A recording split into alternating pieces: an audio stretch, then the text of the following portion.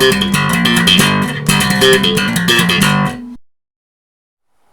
we doing, people?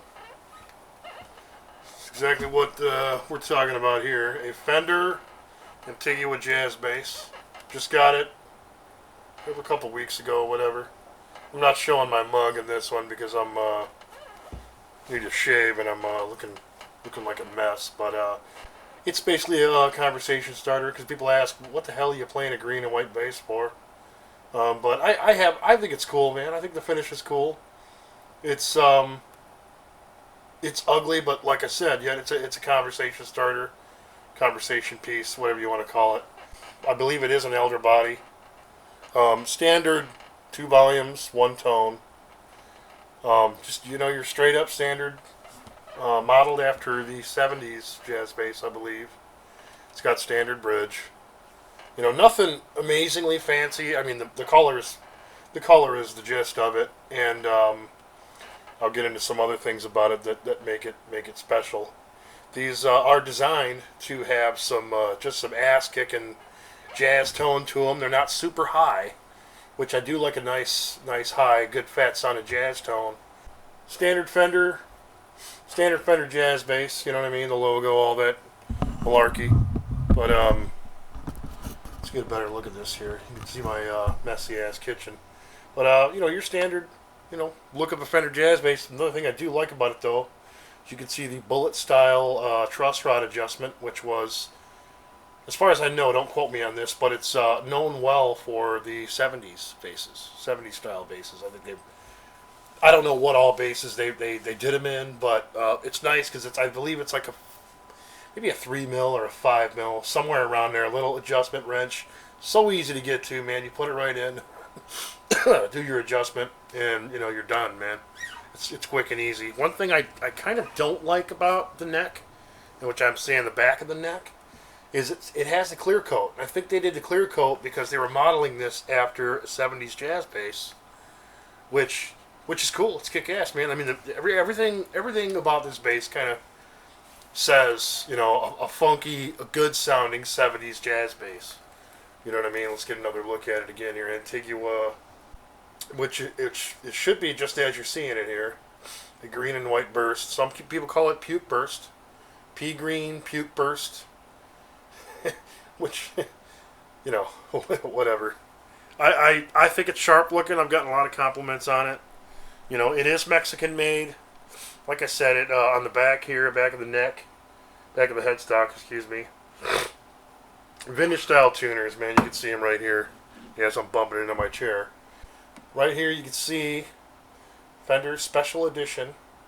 And one thing I was gonna, like I said, I was gonna explain a little bit later, which is special about this, is this is one of 250. There's 249 other ones just like this, and that's one of the main reasons why I bought it, because I'm not a fan of spending a lot of money on in instruments. So, being that I bought this bass, I figured, you know what? I'm going to buy this bass, this jazz bass. I'm not going to modify it. I'm going to keep it the way it is.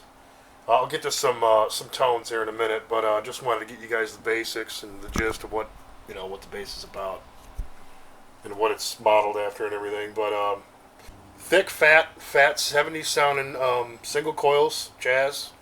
They sound nice, man. I got a Carbon MB210, which is a 210 combo. Pretty powerful little combo for what it is. I mean, you can find it on the Carbon website.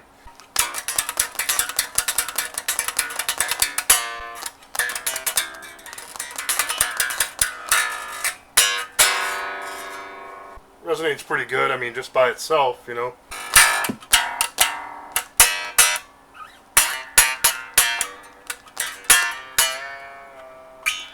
But anyhow, I'm going to get to some sounds. So, like I said, man, the back of the neck has got a high gloss finish on it, which kind of takes away from the playing a little bit, but at the same time, it's such a smooth finish that if they did it, back in the '70s, it was probably revolutionary or something. I don't know, maybe not, but probably pretty badass. Because I mean, for a polyurethane finish on the back of a neck, it feels pretty nice, while you're playing it. And it really doesn't really grab my attention very much, because usually if a bass has if a cheaper bass has like a finish on the back of the neck, it takes away from playing. And this one has one, but it really doesn't take away from the playing. So.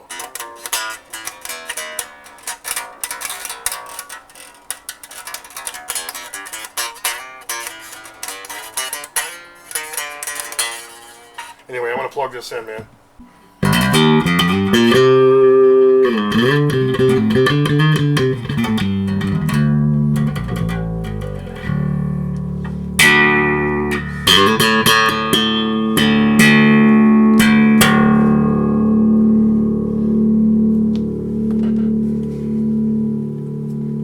Alright, so we're back. I got this plugged into a Carbon BX Micro Bass 250.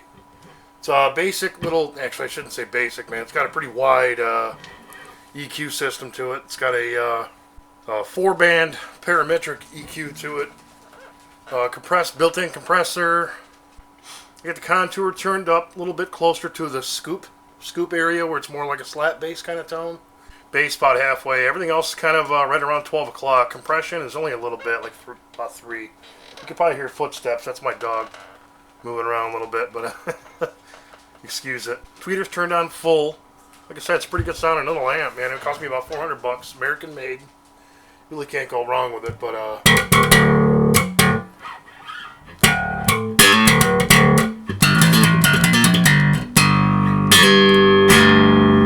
not much of a slap guy, but I've been getting a little more into it these days. But I mean, good fat sound of pickups, man. I'm gonna solo the neck pickup.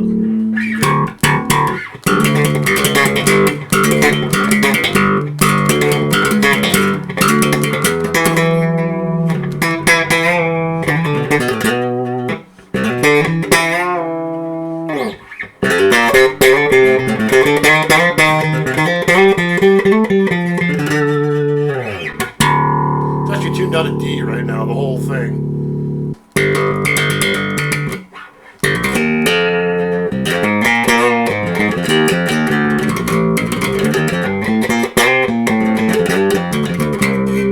So that's where you hear some of that slappiness going on, where it's kind of breaking up a little bit.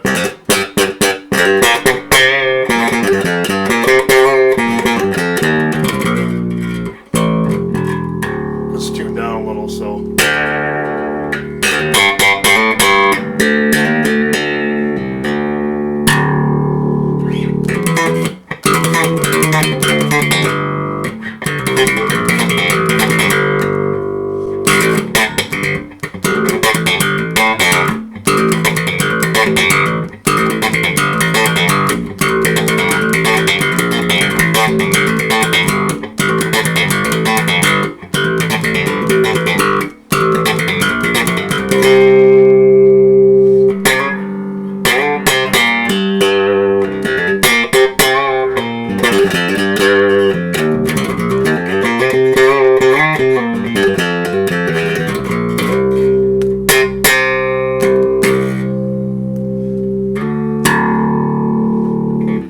Fender Antigua jazz bass, made in Mexico. Like I said, I don't think there's any more information I can give you on it. Just a couple of points I gave you on it. Fender headstock, jazz bass. If you're a Fender jazz bass guy, man, this is a good bass to have. There's probably not a whole lot of them left though, because they make this is a limited run. It's 250 of them. 250 of them in the run, and that's it, man. But you do get the classic Fender, and you're not touching the strings, but it does make the buzzing noise. So I didn't tell you enough about the front pickup. My apologies, I forgot that. But I'm gonna solo the front pick so you can hear it.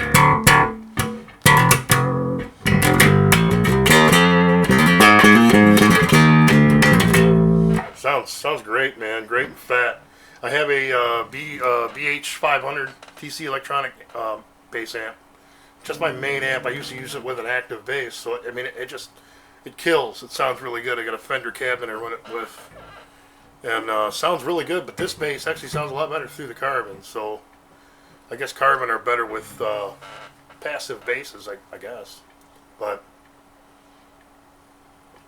here is just the front soloed, bridge pickup soloed.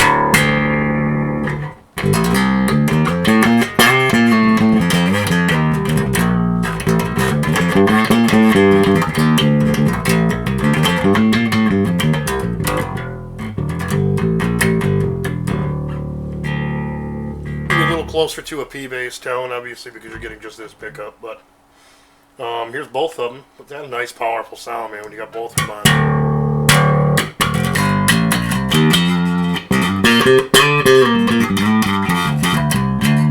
I mean, when I want a jazz bass, man, that's pretty much it right there. As long as I'm not fucking up playing.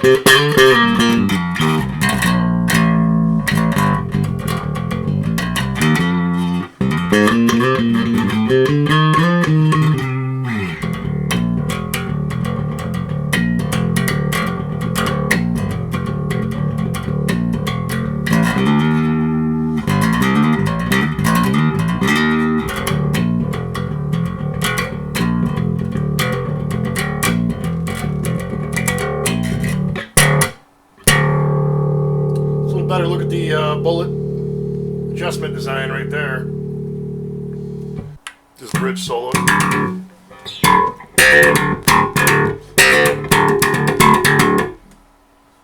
There is the neck pickup solo. A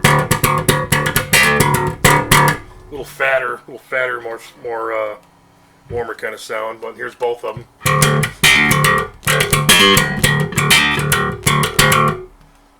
Both pickups, tone all the way down, nice smooth.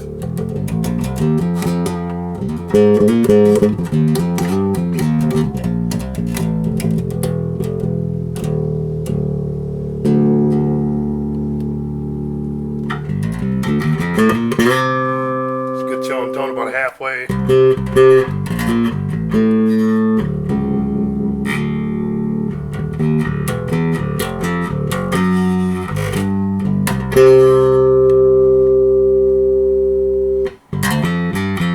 Of course, I like the treble all the way up, so it's nice, nice twang to it.